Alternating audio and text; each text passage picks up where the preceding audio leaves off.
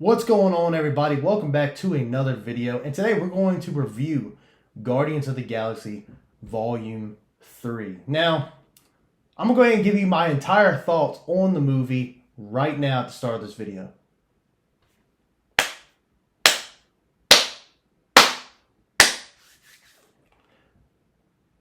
That's the end of the review.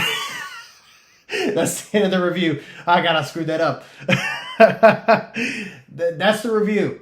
Listen, obviously I got more thoughts on that. Listen, this movie is something special, man. Listen, I haven't been exactly quiet about my views on the MCU, and I think a lot of people, unless you're just an MCU heavy person, and maybe you've enjoyed everything that's happened after Endgame, with everything with Phase 5 and everything else, like you really enjoying this Marvel Cinematic Universe. There's some people out there who are enjoying it, love She-Hulk and all the shows on Disney Plus and and everything else. I'm very selective with those series. I think Loki was good. Just to get on that subject for a minute, I thought Loki was pretty decent. Falcon and Winter Soldier was okay. Thought the villains were a little weak. But all in all, listen.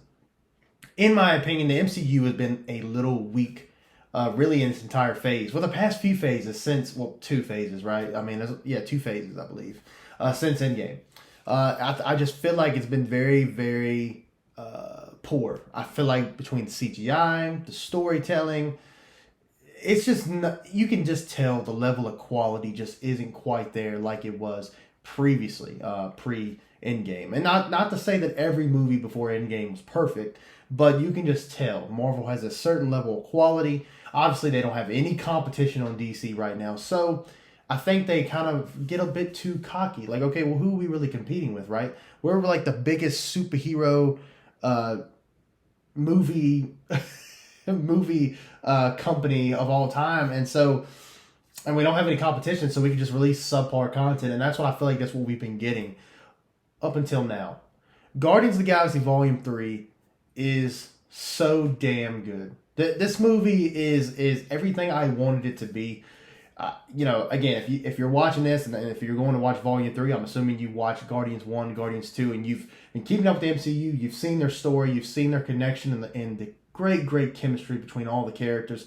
And it is reciprocated here tenfold. Listen, this might be one of my favorite team-up movies of all time. I love when a team-up movie does it correctly. Like, I feel like, and nothing, if you're looking forward to it, that's fine, but The Marvels coming up. Movie comes out in November, I believe. Has Captain Marvel, Monica Rambeau, and Miss Marvel in it.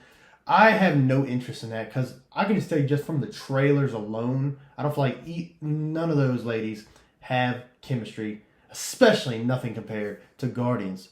This movie is perfect in every regard, man. I always have these little things that I don't like about Marvel movies, and one of them comes down to the humor.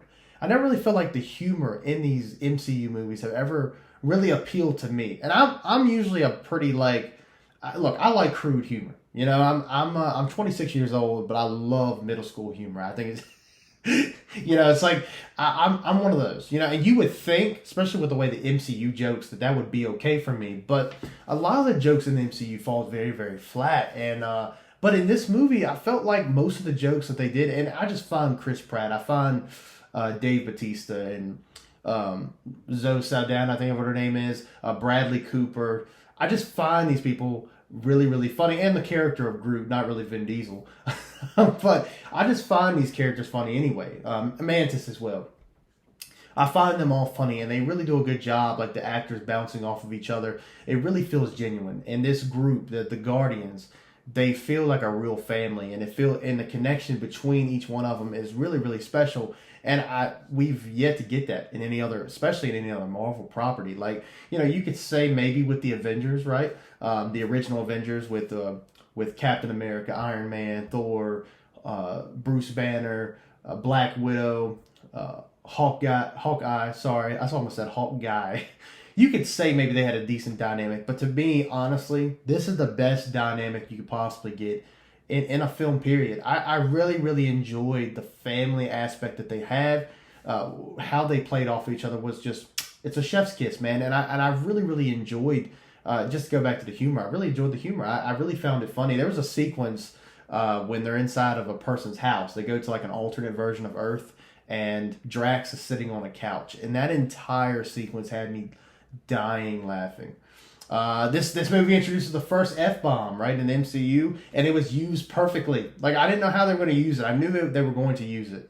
And I didn't really watch too many trailers for this movie, because I really want to go in here sort of blind, because so far, like, I enjoyed both Guardians Volume 1 and Guardians Volume 2. So Volume 3, I knew this was the end, or the end of the Guardians as we know it. So I really wanted to shield myself of it, because of all the Marvel properties right now, especially ones that are announced prior. This is the one that I was looking forward to the most. And so I just did not want to go into this thing knowing what I expect. Something that I really, really like, I like that it focused on Rocket a bit more. And I'm going to try to keep this a little spoilery here. I mean, less spoilery. I don't really want to go too much into spoiler territory, because I want you guys to go see the film. This film needs to be seen. Go watch it. I will say that. Just go watch it. But this movie really, really gives you more backstory on Rocket, man, and I enjoyed it. You know, I really, really enjoyed it. You know, some people get turned off by like CGI characters. You know, like especially ones like a raccoon, right? Like at the end of the day, it's a small CGI character. Obviously, it's a big character within the Guardians universe and storytelling, but it's definitely a I guess you could a risk. I guess you could say, is focusing on a character like this in like, I guess you could say, arguably the last movie with this version of the Guardians. But I enjoyed it, man. I thought it was so good. It was sad in parts. Honestly, believe it or not, even though this is a obviously fictional world with fictional characters, the story was super believable, and it made you feel like you didn't really realize what Rocket went through, because he never really talked about it in the movies prior, about all the things he went through. You see the stuff like the plates in his back every time, let's say if Rocket wasn't wearing a shirt. They really wanted to show you that he's been through some shit, but you never really knew what he went through. And so when you see that, it's like, man, he's been through some stuff. And even like Nebula, right? Nebula, as much as she was experimented on by Thanos and being augmented completely, she's basically even a person. She's more of a cyborg. She even said, what I went through doesn't even compare to what Rocket went through. And that's pretty damn deep when you think about it. And so it was just a really, really good story, and it drew me to it. Like, I honestly start caring for Rocket even more, seeing all this stuff. And I'm really, really glad they focused on his story more in Guardians Volume 3.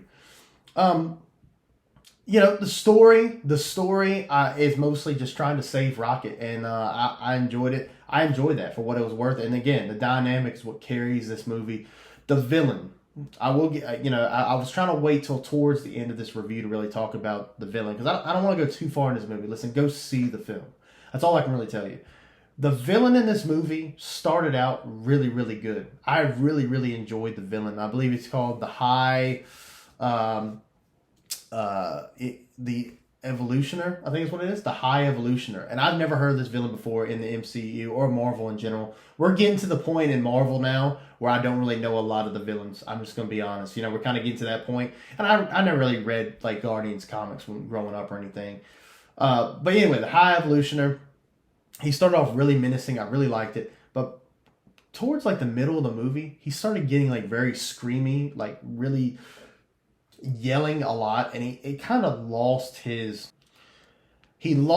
a bit of his intimidating factor to me. I didn't really find him as intimidating towards like the back half of the movie. Yes, he had power for sure, and he had a god complex too, which most villains in MCU do, right? I mean, I just watched Volume 1 to kind of prepare for this movie, because I hadn't seen it so long, and even Ronan, right? He had a god complex, especially after he got one of the Infinity Stones. So I was fine with that, but he I don't know, like he just started to lose that for me, because he seemed just a bit too like overly aggressive, I guess. I mean, I understood where he was coming from too. Not like I understand like he was, oh man, that's a good point, because obviously he was trying to make like a master race.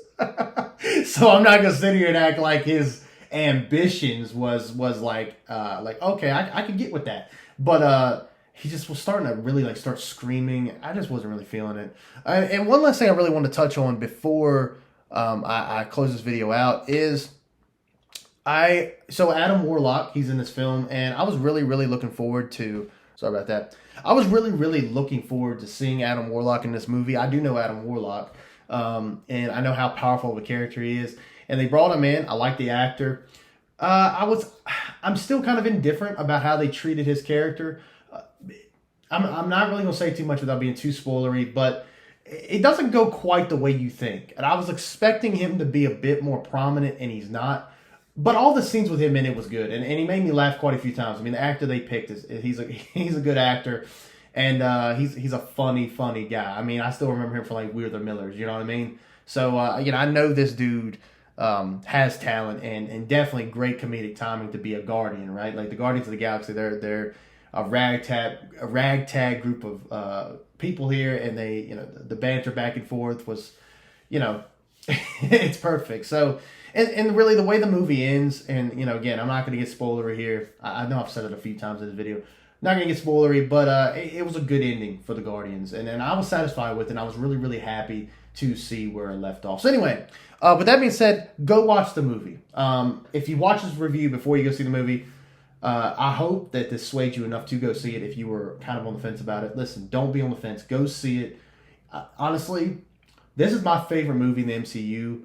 After Endgame, like this by far is the peak Marvel. The action scenes were good, the humor hit, the environments look good, the CGI was damn good, and this movie has a lot to offer, man. So if you haven't seen it, go see it, and I don't think you'll regret it, man. If I have to give this a badass or trash ranking, right? Because I know I didn't say it at the beginning of the video, but I'll probably put it badass or trash. This is a primal bad ass movie, and then that's the ranking I give it. I give it a bad ass ranking. That's what it deserves. Go see it. You'll enjoy it. With that being said, let me know what you guys think down in the comments. If you wouldn't mind liking this video, really would appreciate it. Subbing to the channel would be even better for more content like this one, reviews, gameplay reviews, and everything else in between. And with that being said, go watch Guardians Volume 3. You'll love it. Stay dead, my friends.